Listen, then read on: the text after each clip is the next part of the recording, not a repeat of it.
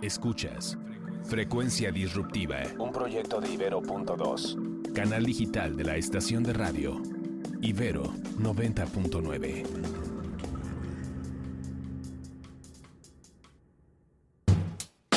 En esta edición de Frecuencia Disruptiva vamos a platicar sobre la música generacional. Vamos a hacer una revisión sobre los conciertos masivos, los medios y relaciones públicas para bandas independientes y emergentes, las estrategias de la industria musical en el contexto de la pandemia COVID-19. Además, tendremos una entrevista con Penny y Constelación de Penny MGMT. Los invito a quedarse en esta tercera edición de Frecuencia Disruptiva.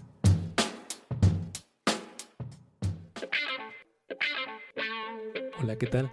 Mi nombre es Osiel Nájera en esta tercera edición de Frecuencia Disruptiva. A través de las diferentes épocas por las que ha atravesado la industria musical en el último siglo, nos hemos encontrado con bandas sin talentos como Jimi Hendrix, Jefferson Airplane, Janis Joplin, Deep Purple, Led Zeppelin o nuestro compatriota mexicano Carlos Santana, quienes escribieron la historia del rock al participar en memorables conciertos masivos realizados a finales de la década de los 60 como Woodstock o Monterrey Festival, los cuales formaron parte de un fenómeno musical completamente transformador que marcó la pauta en la sofisticada interrelación entre el artista y lo público, entre el artista y sus públicos, lo que posteriormente se tradujo en una importante forma de convivencia de los sectores juveniles en los que se compartía un gusto musical. Cuando llegaron los años 70, con el surgimiento de los clubes de música disco, fue que las generaciones de ese momento comenzaron a reunirse en salones donde un DJ pinchaba sus discos de manera más social, para darle origen a un género derivado o que combinaba el funk, el pop, el soul, el rhythm and blues y rock, la música disco. Esto de alguna manera posibilitó otra versión de compartir el gusto musical que no fuera en un concierto, sino con un grupo de preferencia en un salón más cerrado. Pero también otra escena se gestaba en los diversos lugares underground de zonas como Londres o Nueva York, donde la juventud se solía reunir para escuchar a la banda local o al último artista descubierto por Malcolm McLaren y vestido por Richard Hell. Los pubs y universidades funcionaron como especiales reflectores para dar a conocer muchísimos talentos que siguen produciendo material hoy día. Sex Pistols, Velvet Underground, Ramones, Queen son algunos de los legados de este periodo.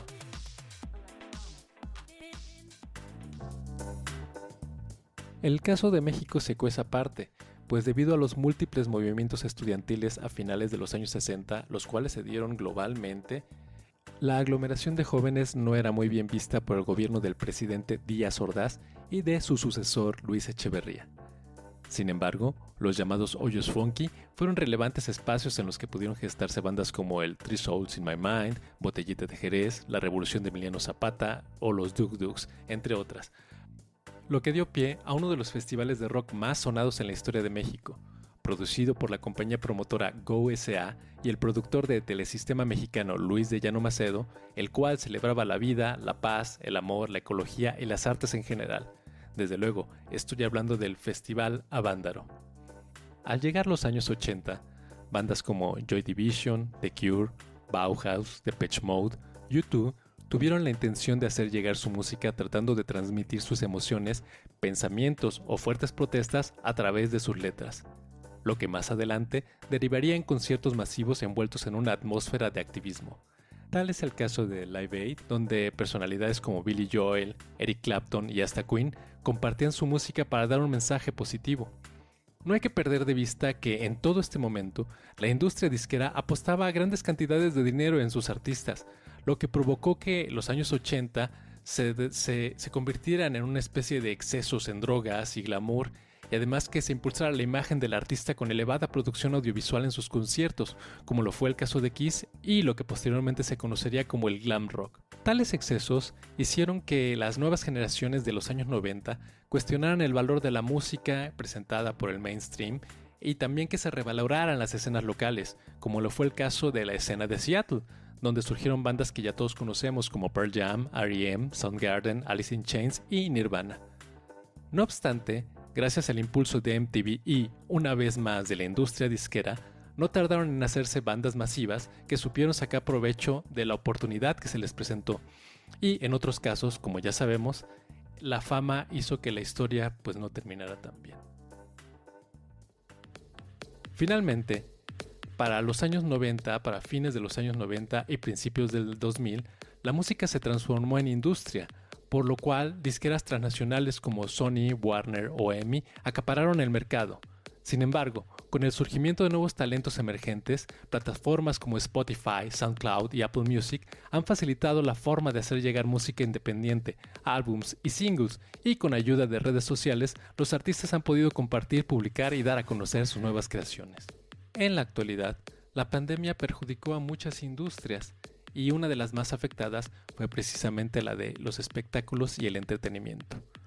Por lo que para implementar estrategias con el fin de hacer llegar la música a las audiencias adecuadas, ha sido necesario tomar una serie de acciones y establecer un plan que implique creatividad e innovación, con el cual se logre transgredir el reto de generar esa misma euforia que se siente al estar en un concierto con la masa.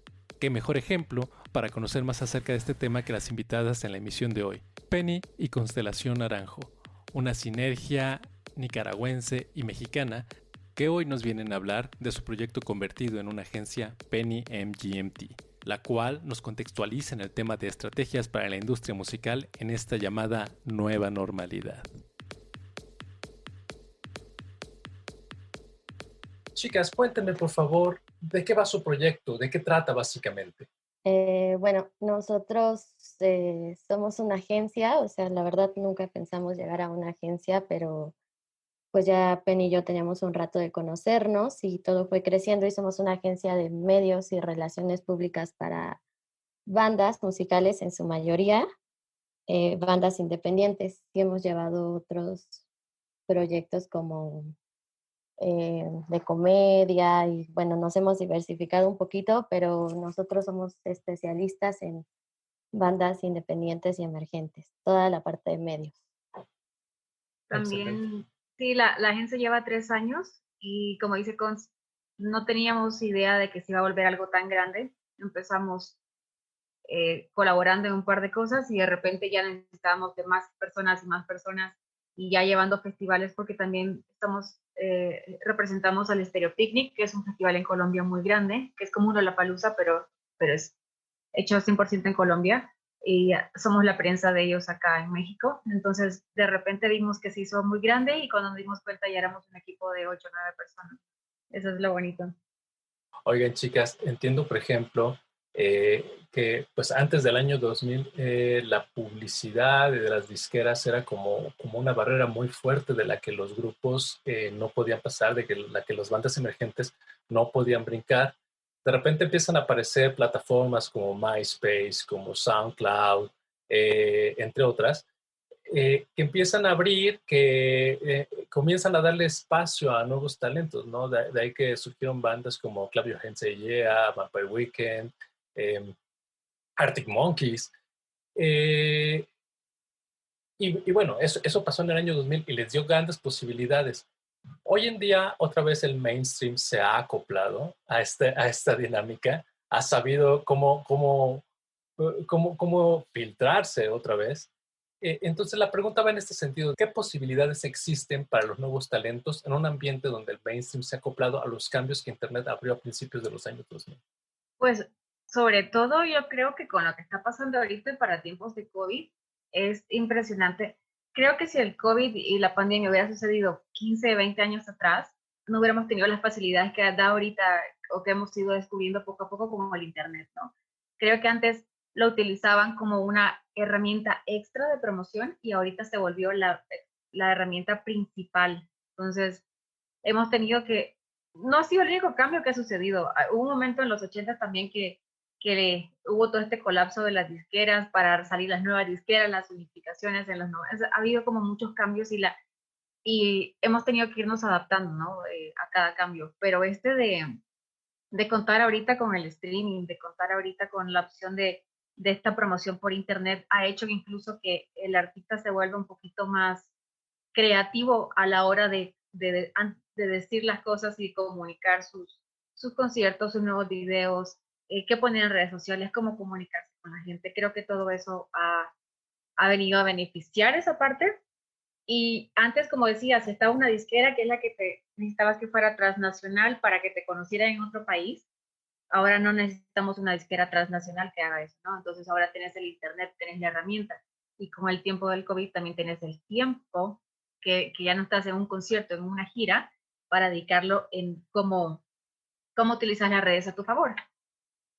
Sí, creo que también agregaría que hoy en día, o sea, fue creciendo y hoy en día hay como bastantes plataformas y antes hablamos como solo de MySpace y ahora ya está Facebook, Twitter, Instagram, TikTok y todas estas cosas. Entonces, la globalización bien nos ha traído cosas muy malas, pero pues hay que verle lo positivo y una de estas cosas pues es como los artistas han aprovechado de cierta forma todas estas plataformas y que justo como menciona Penny con lo del COVID y con todo, incluso todo lo que nos pasa alrededor, no solo tienes una vía por donde comunicarte, tienes miles de vías cómo hacerlo y también la creatividad, ¿no? O sea, no solo ahora es tocar o no solo es decir, ve a oír mi música aquí, entonces tienes oportunidad de hacer interacciones brutales, entonces, pues esa es como el cambio más grande, ¿no? Muy bien. Oigan, ¿y cuando ustedes trabajan con una banda, qué es lo que más suelen pedirles, lo que más suelen solicitar? Es que la verdad es muy curioso, porque incluso las bandas que están muy bien, que ya llevan varios años, todavía no entienden cómo se maneja de este lado las cosas. Entonces, analizamos tu proyecto y vemos bajo la necesidad que ellos tengan, que ellos platicamos con ellos bajo esa necesidad, creamos, les ayudamos a que lleguen a su objetivo, ¿no? Entonces, las bandas siempre llegan con una idea muy rara como, quiero estar en tales medios. Y nosotros, sí, pero este es el camino que hay que hacer o cómo hay que hacerlo y por qué te conviene hacerlo de esta manera. Entonces, ellos van entendiendo todo el proceso que tienen que hacer previo para alcanzar eso, ¿no? Y por qué les conviene quizá no hacerlo en esta etapa, sino en la siguiente. Pero creo que las bandas, eso es, ¿verdad, Cons? Creo que llegan como, más que todo, quiero que mi música se escuche. Sí, creo que yo lo llevo que a veces llegan con ideas como súper cuadradas, ¿no? O muy encerradas a quiero que mi música suene en radio. Y nosotros, ajá, sí, pero la radio hoy en día te da oportunidades para que hagas todo esto más. Y no solo está la radio, o sea, está todo N proyectos más que retomamos un poco la pregunta pasada. Todas estas plataformas y todo esto, podcast, bla, bla, bla, bla, que te pueden a veces hasta ayudar más, ¿no? Porque era como, no, pues quiero salir en Reforma, quiero salir en un impreso. Sí, pero tal vez tu segmento ahorita no está comprando un periódico.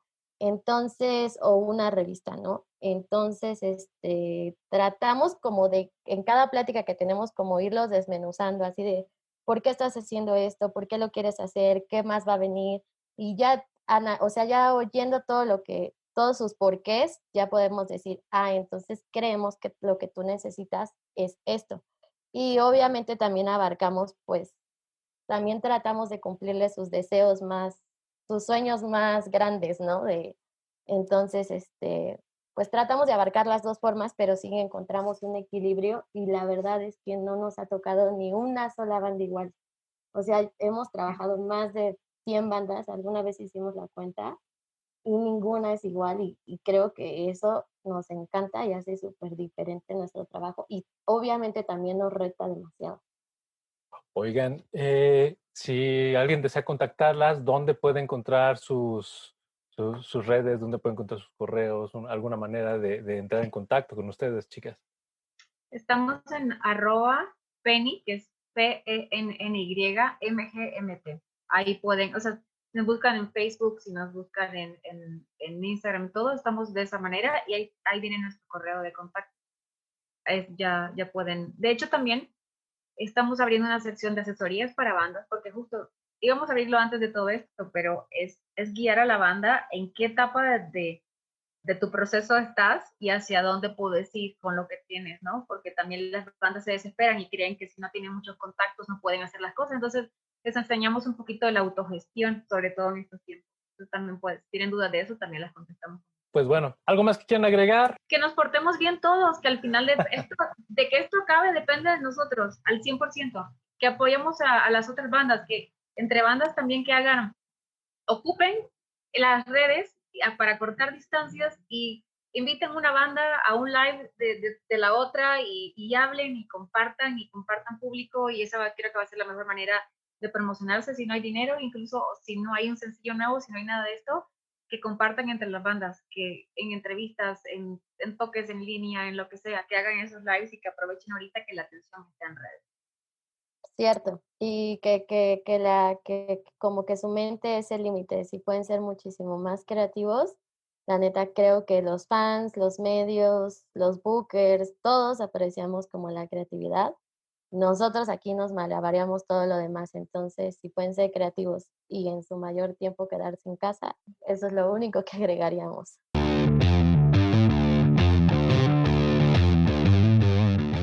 Frecuencia Disruptiva se transmite a través de Ibero.2, canal digital de la estación de radio Ibero 90.9. En la producción, Jorge Ceja. En la realización, Uriel Rodríguez. Investigación, Carla de Dios. Mi nombre es Ociel Nájera.